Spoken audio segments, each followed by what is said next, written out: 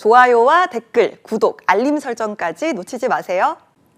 뉴스 속 경제 이슈는 더 쉽고 깊게, 최신 고용 동향은 더 빠르게 전해드리는 고용브리핑 365 시간입니다. 윤솔 기자와 함께합니다. 어서 오세요. 안녕하세요. 네, 오늘은 어떤 이슈가 있을까요? 네, 열심히 일했는데 월급을 받으면 좀 아쉬운 마음이 큰 분들이 많으시죠? 물론입니다. 그런데 열심히 일하고도 돈까지 못 받는다면 어떨까요? 당연히 화가 나겠죠. 네. 처음에는 화가 나다가 내가 이러려고 이렇게 열심히 일을 했나 자괴감도 들고 만감이 교차할 것 같은데요. 당장 이 자리를 박차고 나가고 싶어지지 않을까 맞아요. 이렇게 생각이 드는데요. 일한 만큼 제대로 보상받는 게 너무나 당연하지만 현실은 그렇지 못한 경우가 참 많습니다. 고용노동부에 따르면 체불 임금 규모는 여전히 1조 원을 훌쩍 넘습니다. 그래서 정부에서 상습 체불 사업주에 대한 경제적인 제재 강화에 나섰습니다. 이슈픽에서 짚어보겠습니다. 그러니까 일한 만큼 제대로 보상받는 것도 참 어려운데 제때 보상받는 것도 어렵다라고 하니 참 씁쓸합니다. 자, 체불 규모 얼마나 되나요? 네, 고용노동부에 따르면요, 지난해 기준 연 1조 3,500억 원에 이릅니다. 2018년 1조 6,500억 원에서 다소 줄긴 했지만 1조 원 밑으로 내려오지 못하고 있는 건데요. 여전히 24만 명에 달하는 근로자가 임금을 받지 못해서 고통받고 있습니다.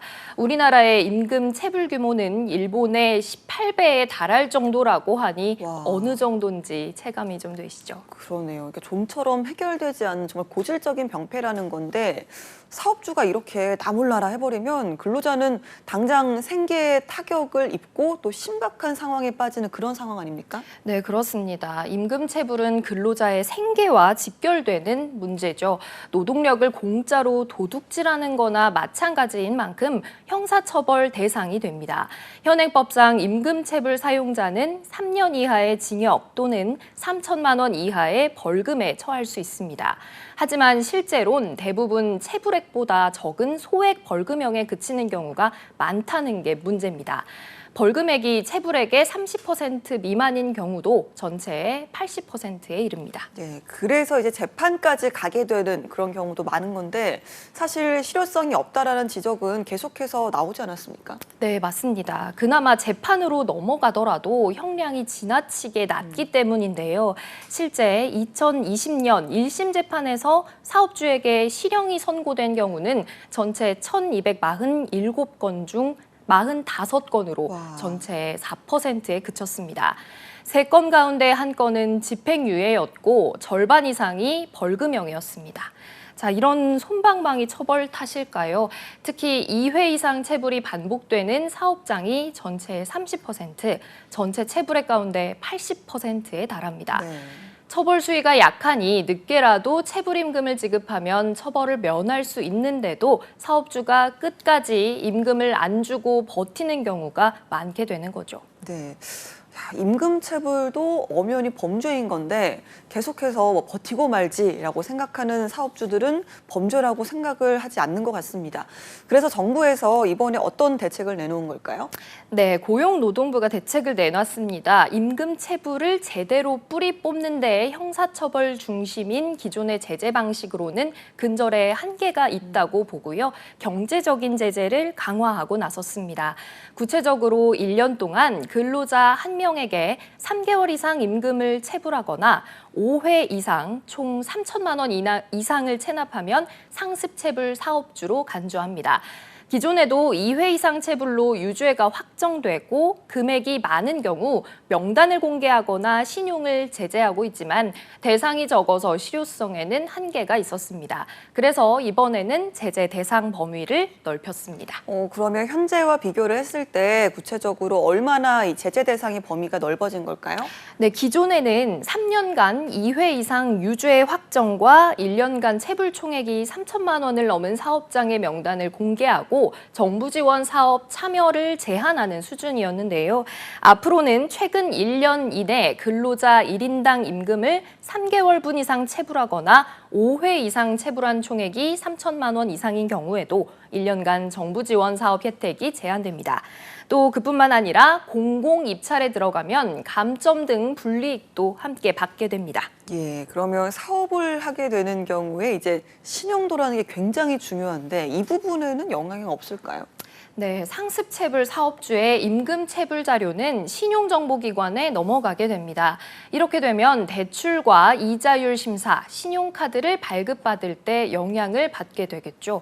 아울러 정부는 반복체불로 사회적 물의를 일으킨 사업장에 대해 재감독을 원칙으로 하고 재산을 은닉하거나 출석을 거부하는 악의적 체불 사업주는 구속 수사까지 나설 방침입니다. 예, 이렇게 처벌은 기본이고요. 당장 밀린 월급을 받는 일이 무엇보다 다급한 일일 겁니다. 법정으로 가면 결국 시간만 흐를 뿐 근로자의 속만 타들어가는데 이런 부분도 좀 달라질 수 있을까요? 네, 정부는 지난해 12월 사업주의 임금 지급 책임을 강화하면서 근로자는 체불된 임금을 신속히 받을 수 있도록 하는 것이 임금채권보장법 개정안도 국회에 제출했는데요. 현행법은 사업주가 체불임금을 지급하기 위해 융자를 받으려면 일시적인 경영상 어려움이 있어야 하는데 이 같은 조건을 완화하는 게 핵심입니다. 현재 관련 상임위에 법안이 계류 중인데 여야 간 이견이 없어서 통과 가능성이 높습니다. 앞으로의 효과가 주목됩니다. 네. 그런데 이런 과정에 놓여 있다 해도 결국은 근로자가 사업자를 임금체불에 신고한 단계에서 합의만 되면 결국 이제 고용주는 처벌을 피하게 되는 거잖아요. 이 부분은 그대로 유지가 되는 겁니까? 네, 한쪽에선 임금 체불에 대한 처벌이 솜방망이 수준인 현실에서 반의사 불벌죄 폐지가 근본적인 해법이란 목소리도 나오고 있죠. 현행 근로기준법에 따라 사용자가 1심 선고 전까지 근로자와 합의하면 형사처벌을 받지 않게 되는 건데요. 근로자들도 당장 생활고를 해결하기 위해서 밀린 월급을 빨리 받는 게 더 다급하다 보니 합의를 택하는 경우가 많습니다. 소송의 번거로움과 비용 부담 등으로 근로감독관의 중재 등으로 합의서를 작성하고 끝내는 경우가 많은 겁니다.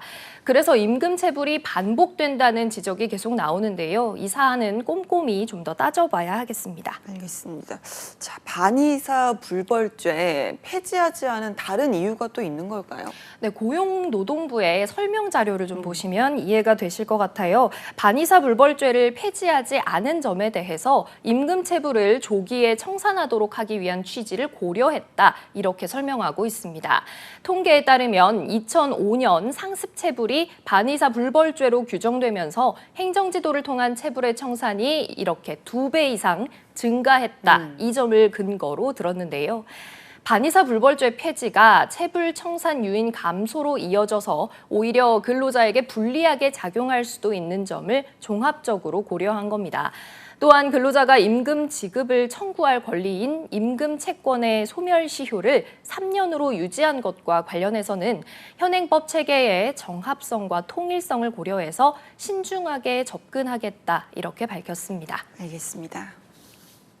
임금 체불은 한 사람을 또 한 가정을 무너뜨릴 수 있는 중대한 범죄입니다.